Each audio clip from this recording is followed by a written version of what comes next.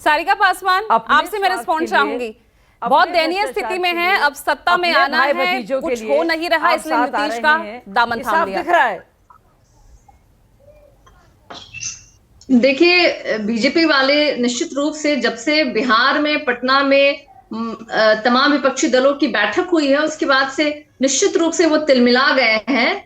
और देखिए, मैडम कह रही थी इन्हें पता नहीं है कि व्यक्तिगत कमेंट्स क्या होता है, तो जिनका खुद का व्यक्तित्व नहीं होता है वो बार बार व्यक्तिगत कमेंट मार रहे हैं, चाहे नरेंद्र मोदी जी हो, चाहे अमित शाह जी हो।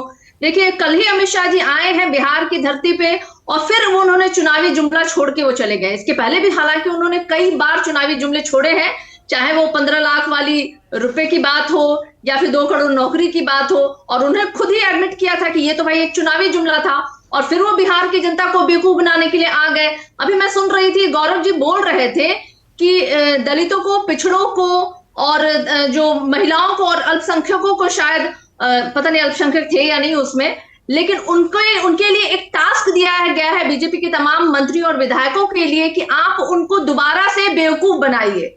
देखिए, 2 बार तो इन्होंने बेवकूफ बना दिया दलितों को, पिछड़ों को।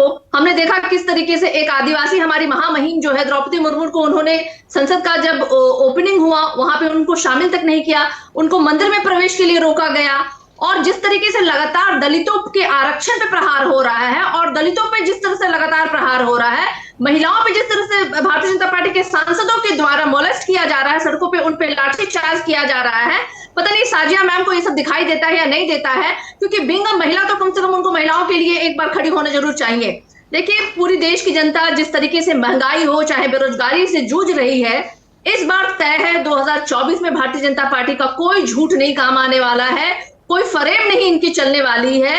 ये डिरेल हो चुके हैं। 2024 में भाजपा मुक्त भारत जो है वो तय है और इसके लिए तमाम विपक्षी दलें जो है एकजुट हो गई है। और अभी मैं एक बार और बता दूं आपको पूजा जी, जो दलें अभी हमारे साथ नहीं आई है वो भी तो हमारे साथ आएंगी। इसके लिए लेकिन सारिका, जो आरोप भाजपा की तरफ से लग रहे हैं भ्रष्टाचार के, परिवारवाद के, क्या इन आरोपों से आप लोग निकल पाएंगे?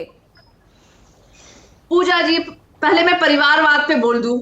भारतीय जनता पार्टी में नरेंद्र मोदी जी को छोड़ दीजिए, लेकिन अमित शाह से आप अगर शुरू करिए तो अनगिनत ऐसे नाम हैं जो परिवारवाद के आपको सबूत मिल जाएंगे। आपको भ्रष्टाचार की अगर मैं बात बोलूं तो भारतीय जनता पार्टी के पास एक ऐसी वॉशिंग मशीन है कि जो भ्रष्टाचारी इनके साथ पार्टी में मिल जाते हैं वो भ्रष्टाचार मुक्त हो जाते हैं, उनको क्लीन चिट मिल जाती है।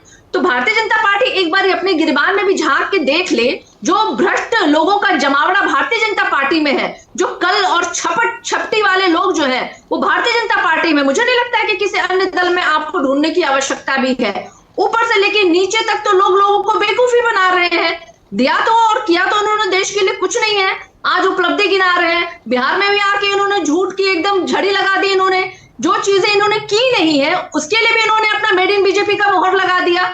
भाई मतलब मुझे लगता है पता नहीं कौन से इंटायर पॉलिटिकल साइंस में इन्होंने पास किया है, पढ़ाई करी है, जो ये झूठ पे झूठ, लगातार सफेद झूठ ये बोलते रहते हैं अपनी सिर्फ और सिर्फ राजनीति रोटी सेकने के लिए।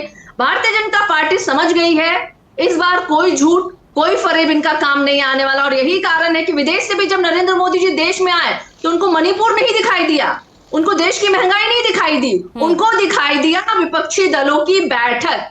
और ये पूजा जी बहुत बड़ा प्रमाण है कि भारतीय जनता पार्टी, स्वयं नरेंद्र मोदी जी जिन्होंने कहा था कि मैं तो क्या है झोला लेके आया हूं, झोला लेके चला जाऊंगा, 2024 में इनका झोला लेकर के जाना जनता ने तय कर दिया है। और इसके लिए तमाम विपक्षों की दलों की बैठक लगातार, देखिए पहली बैठक जो पटना में हुई और दूसरी बैठक जो है बेंगलुरु में होने वाली है, और लगातार ऐसी कई बैठकें जो है भविष्य में होंगी।